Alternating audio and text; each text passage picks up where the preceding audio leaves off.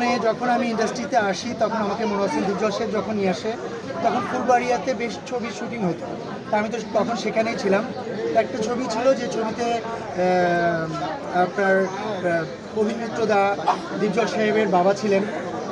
তখন আমার ওখানে শুটিং হয়েছিল, আমি যেখানে ছিলাম। তখন ওনার সঙ্গে আমার প্রথম দেখা। তখন থেকে উনি আমাকে অনেক বেশি লাইক করতেন। শিল্পী সমিতি যখন নেতৃত্ব দিতে আসি তখন ওনার কাছে আমি দোয়া চেয়েছি, উনি আমাকে দোয়া দিয়েছেন।